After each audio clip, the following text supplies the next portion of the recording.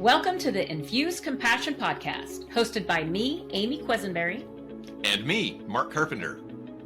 We are on a mission to make this world a kinder place for us all by bringing healthier human connection to communities, families, and organizations of all types and sizes. Our goal is to create stronger relationships, more inspired teams, increased trust, and improved results. So let's get started with more ways to infuse compassion into our world.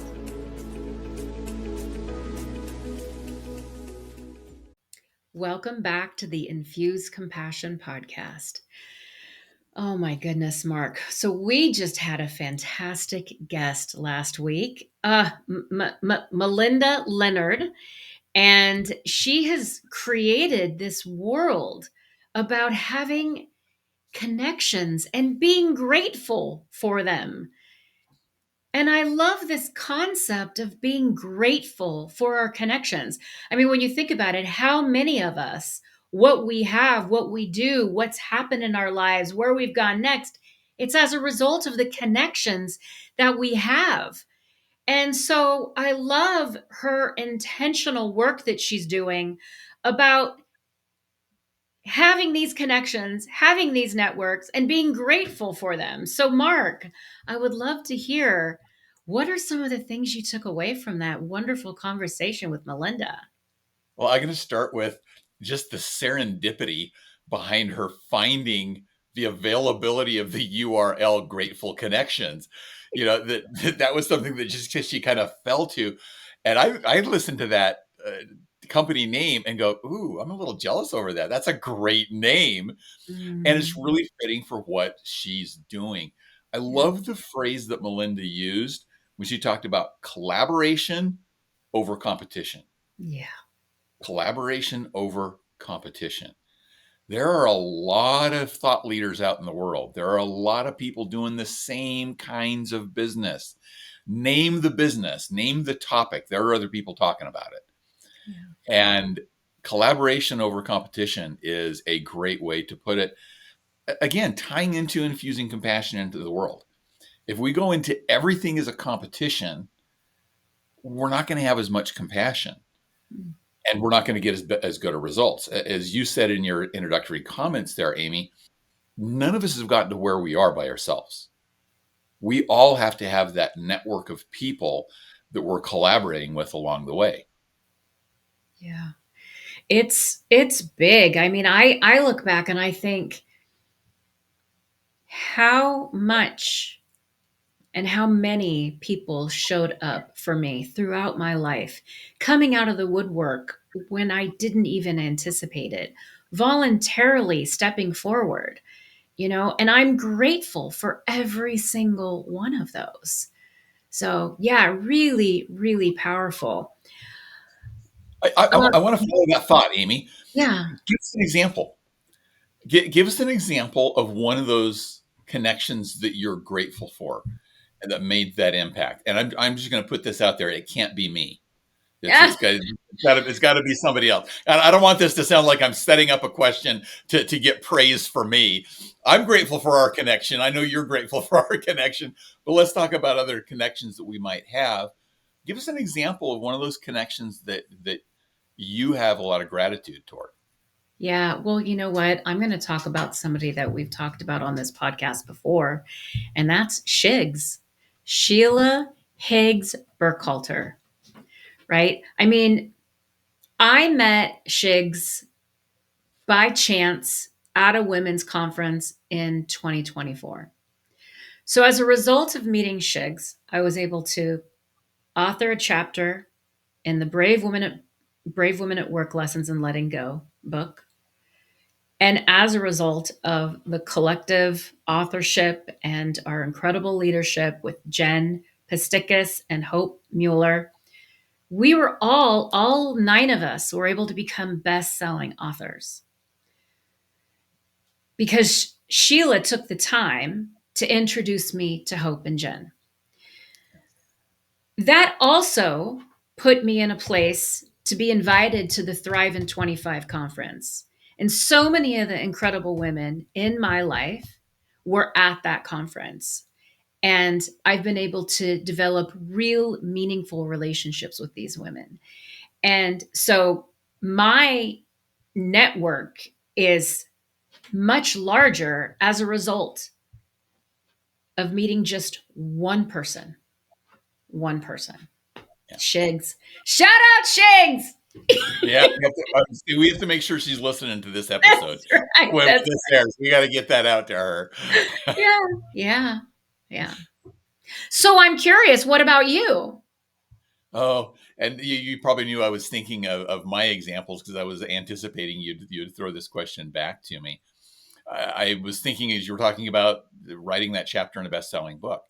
I've got a couple of best-selling books. You don't write a book by yourself. Mm, Even if you're the only name on it as the author, you never write a book by yourself. But the first book that I actually co-authored would not have been nearly as good a book without my dear friend Daryl Harmon, mm. and he co-authored it with me. My wife was actually the one that came up with the idea for the book, and she nudged me on it.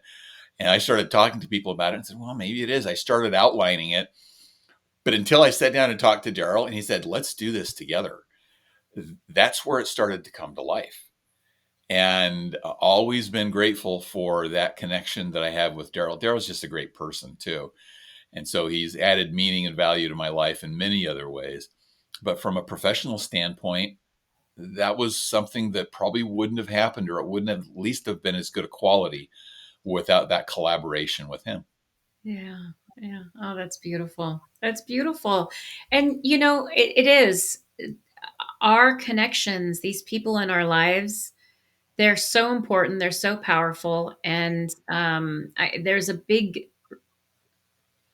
in being grateful, I believe there's got to be a reciprocity there as well, right? So people show up for us. How are we showing up for them in return, right? So yeah, I just wanted to Yeah. add that as well. That's part of that gratitude is paying. And sometimes you're maybe not even paying it back to them, but you're paying it forward, right? Is sometimes I've asked people, what can I do to help? Thank you so much for helping me. What can I do to help you? Nothing. Just pay it forward. I'm good. I don't need anything. Just pay it forward, right? Yeah. Yeah, absolutely. And I've had that conversation many times with people when they say, "Well, why are you even helping me? Why are you reaching out to me? Why are you supporting me in this? There's nothing in this for you." And it's because of the people that have supported me going forward. Yeah. That I look back at my past, they've moved me forward. Well, that puts me, I feel like, in an obligatory state to say it's up to me to pay that forward. If I'm truly grateful for what I got, then Mm. I need to be giving that to other people too. Yeah, that's right. So I have a question for you. Okay. Because a lot of, even though I spoke about a woman being this person that I'm grateful for as my example, there are a lot of men that have shown up for me. A lot that have been like, I mean, I've been fortunate, true allies in my life. And you're one of them. So I would love to hear from you. There are so many, there's all types of people out there, right? There's a particular type of man that shows up as an ally for women. They're very aware of what's going on in the world, what's been happening in the world, and that women don't always have the platforms or the voices or the opportunities. We're growing in this realm in some areas not so much. But this is what I've seen. I watch you, and you are an ally for people doing important work out there. But I want to hone in on the women. What is it that makes you such a great ally for women, Mark? Well, and I'm just going to tap back into the work that Melinda's doing from our interview last week. That she is doing such great work that I think is so important to provide that network that women may not have to get a business started. And I maybe had just a little different background than a lot of people. I grew up in a home where I was raised by my mother and my grandmother. And while they weren't necessarily business leaders, they were leaders in my life. They were the examples to me. And then I was fortunate enough in my first professional jobs, and this is 40 years ago, Mm. that my first two direct leaders were both women. And they were great examples of leadership and they were great examples of humanity. So they were great examples of what I call leading like a person instead Mhm. of like a position. Certainly they had great position skills, but they also recognized people. And so I saw them as great leaders. And again, they put me on a good path. They put me on a professional path that's super important. I want to support other people to be able to do that and other people to become more like them because of the great examples that they are to other people. So for me, I don't look as, oh, leader equals man. No, I in my life, some of the greatest leaders I've had are the women that I've been involved with. And I'm honored that you say that I'm an advocate for women. It's not that I'm out there intentionally doing that. It just maybe is natural for me because that's what I see the role of women is. I just see the role of women in business and in our lives as so important. Mhm. So I'm curious. I would love to hear, like, for that person out there that's going, well, I want to be a better advocate. I want to be able to do this better. Help people get out there more in the world that are doing this. Like what would you tell that person that's like, well, I want to be more like Mark. How do I do that?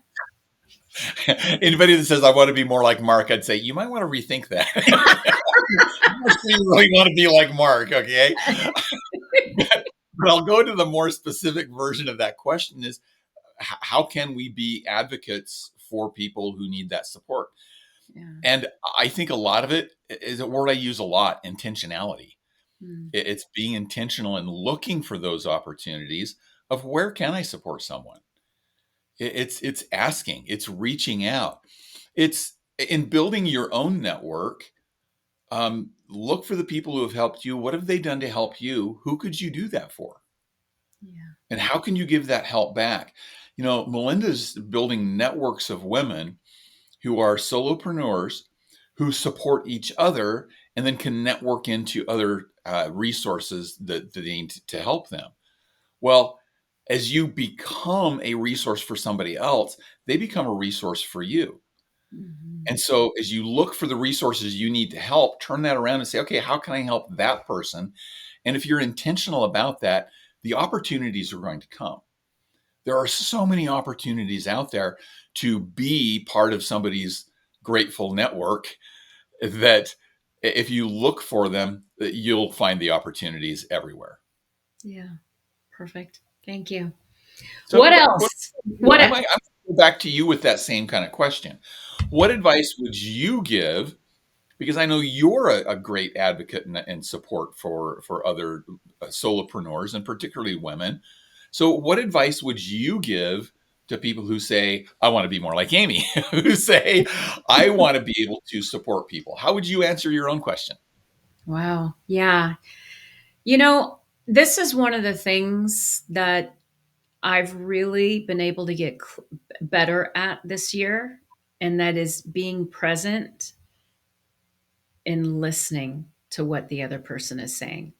And I want to be really clear on this. I used to get really uncomfortable when I could tell that somebody was in the struggle, somebody suffering. I would make it about me. I would be in my head about the experience that they were sharing with me. I've stopped that.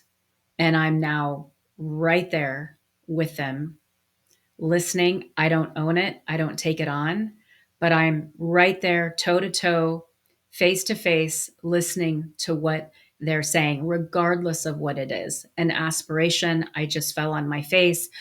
This week is a really difficult week, whatever it is. And I think that when we talk about supporting somebody else, showing up, so much of it is being present and making it about that person. Sometimes all they need is just to listen or somebody to listen. And I used to be such a fixer. How can I fix you? How can I make you better? No, that's not that. the best thing I can do right now is listen and then maybe even ask a question. How can I support you right now? What can I do to support you right now? Most of the time, I hear you're doing it right now. You just being here with me listening is exactly what I needed. That's what I get 99% of the time. Yeah. When I teach people or talk to people about leading like a person, leading with greater humanity, the first principle that is in there is listen intently. Mm-hmm. Listen to people and what they have to say. And I'm not saying that I'm perfect at this. In fact, I think that there's room for all of us, even good listeners, to listen better. You talked about that kind of fixer mentality. Years ago, my wife was sharing a challenge that she was facing. And I said, well, maybe you could try this. And she said, no, it's not going to work because of this. And I said, well, how about this approach? Have you tried to look at it from this angle? No, that's not valid in this case because of this and this. And I said, well, maybe you could. And she stopped me and she said, look, I don't want you to fix this. I just want you to listen to me. Yeah. And it was that moment where I went, oh, I'm playing the wrong role here. Mm. I'm in the wrong space. And we kind of had it as a running joke for a while where she'd share something with me and I'd say, do you want advice on this or do you want me to just shut up and listen? And sometimes she'd say, shut up and listen. I just want to get this off. And other times she'd say, no, I really do want your input on this. But it is helpful to know what role you're playing in that relationship. Do you just need to be a sounding board for somebody or do they want help? But it's helpful to be intentional about that and ask the question, what's the role that you would like me to play in this conversation? Yeah. Yeah. What else? We talked about that idea of grateful connections. And I'd be interested in your perspective on this, Amy. If listeners are out there thinking, I wish I had more of those connections Mm. that I could feel grateful for and that would feel grateful for me. Yeah. Do you have some advice that you would give people on how can you build grateful connections? Oh, goodness. I love this question. There was a moment when Malinda was talking, it was just a blip. It was literally, if you slipped away, you missed it, where she talked about that she didn't have a community because she works from home. And I completely connected with that because I was a remote employee for 15 years, right? Actually, I think it was 14 years because in that my 15-year stint at the company I worked for, the first year I was at the office, and then the rest of the time I worked from home. My network was all over the globe. Very little was it here at home where I live. It was very lonely. It was very lonely. And I was exhausted when I would finish work. I've told this story, so I'm not going to go into that too much. But this is what I learned to answer your question. I had to get out of the house. I had to start going to events. I had to start doing things outside of my house. And that put me face to face in front of somebody. And the other thing, maybe there are people that are listening that are like, I don't have the ability to get outside of the house for a variety of reasons. Maybe I live in a remote part of the world and I'd have to travel 45 minutes to get to anywhere where events are, whatever your scenario is. Okay, that's fine. But when you're in a virtual event, what are you doing to connect with at least one person? At least one person, you hear what they say in that virtual meeting and you send them a chat and say, Johnny, Joni, Janie, whatever your name is, I really like what you just said. I would love to learn more about your perspective here. Are you available to meet later on this week? Now you have an opportunity separate from that meeting to have a connection, to create a connection with that person. And it's if we're rooted in authenticity of I'm not trying to sell anything, I'm just trying to genuinely create a connection here because this person is kind of fascinating to me. What they said, I want to learn more. Whatever it is, right? So that's what I would say. Yeah, and as you said that, it's interesting. I've done some of that, particularly recently. I've tried to build my network a little bit more of people who are kind of in the same zone that we're looking at in increasing humanity in business, building compassion into the world in its various different forms. Every time I reach out to somebody and say, "Hey, I think we're aligned in our thinking here. I'd love to have a conversation with you." I have the conversation without fail. They say to me, "Thank you so much for reaching out and making this connection. This is meaningful for me." Mm-hmm. I think sometimes we don't reach out and make those connections because we think, well, that's just selfish on my part. I'm going to be interrupting their day. I'm going to be an imposition on them. And I say that to remind people other people are looking for those connections too. Yeah. Take that first step to start creating more of those grateful connections where we can collaborate more rather than focusing on competing. Well, and I really want to spotlight what you just said there, because right there is the essence of the first S in my Start with Compassion framework. So you started with the connection, which is the C, right? Oh, I want to connect with this person. And then you instantly went in and in your example, right? You went in and you started thinking on their behalf. Yeah. Objection, objection, objection, deterrent, barrier. You're putting it all up, right? No. But when we silence that judger, imagine what we could do if we didn't get in our own way, Yeah. right? And with that not getting in our own way, I want to take it back to something that our guest Malinda said, and she talked about the advice that she gave her daughter. It's so easy to leave our fantasy, our passion, our dream. I'm sorry, it's so easy to leave our passion, our dream as a fantasy and to not do anything with it. Wow. Like to have, like you said, the intentionality to call that out and say, you don't have to leave that dream, that passion, this thing that lights you up and makes you so bright as a fantasy. Take it out of your mind, take it off of the walls, off of the vision board, and put it into the world, right? I mean, imagine how much better this world would be if you were lit up on fire like that. Yeah. And I'll add to that, there are people out there who are just waiting to support you. Oh, You may not know who they are, but there are people out there waiting to help get your dream and your vision out of fantasy land and into reality. They are there to support you, but we often have to take that first step to get out there to make that happen, to go find those grateful connections and build that community where they're going to be as grateful for you as you are for them.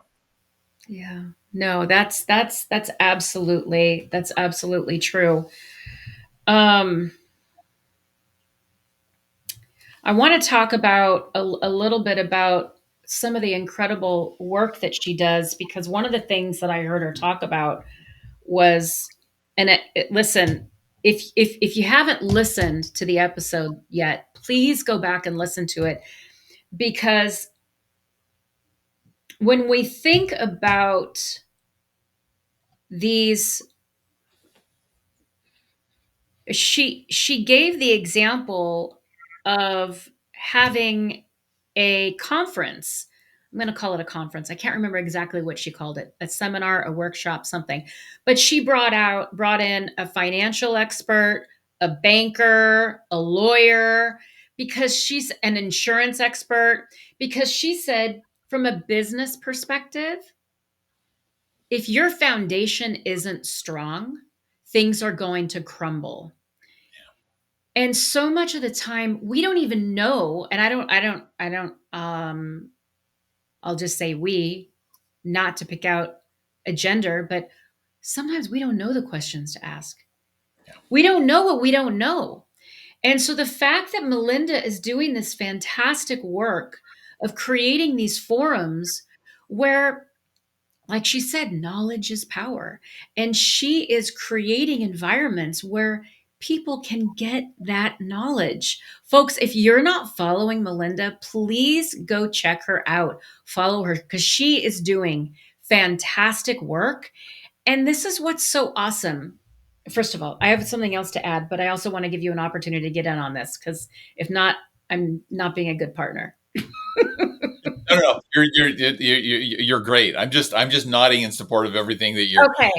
saying here. Yeah. Okay. I really want to spotlight something. I said it at the end of our last episode, and that was the work that Malinda has done. Her self reflection on really going back and saying, hey, what's my role? What's my responsibility? What's my accountability? Where are my blind spots? Where are my opportunities to move me forward? Did you notice there was no blame game, finger Yeah. pointing? It was all, what can I do? Like she is on a journey of self discovery and just evolving herself as a human being. And that is so beautiful. And so when we think about, hey, if our connections aren't really working out, what's happening? Why can't I seem to build connections that I'm grateful for? Maybe Yeah. we want to look and see how we're showing up. And do we have Yeah. some work to do? Well, and the other side of that is, what can I do? And then where do I have gaps that I need filled? And then what can I do about that? Well, maybe I can learn more, but that's also maybe where I need to be intentional about how I'm reaching out to say, I need somebody to help fill this gap for me. Yeah, And again, that's going to build a strong network. that's right. That's right. We could talk about so much more, but Mark, what else? Is there anything else? No, they hit the main points for me. I just want to emphasize for everybody, go out and build a network. If you don't feel like you have a network, just start looking for places that you can add value to other people, because they'll be able to add value to you too. Your expertise matters. It needs to be out there. Other people need you. And as you give your expertise, other people will be able to provide their expertise to you. And that's how you build a grateful network. That's true. That's true. Yeah. Well, listen, to all of our compassionators out there, thank you so much for being on this journey with us.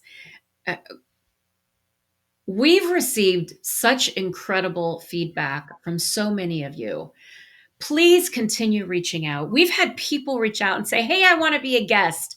Yes, reach out to us. You want to be a guest? You know somebody who should be a guest? You know somebody who should be listening to a particular episode, all the episodes? Like, share, reach out, or even if you had a moment where you're like, what that person said, that really helped me. We would love to hear your stories.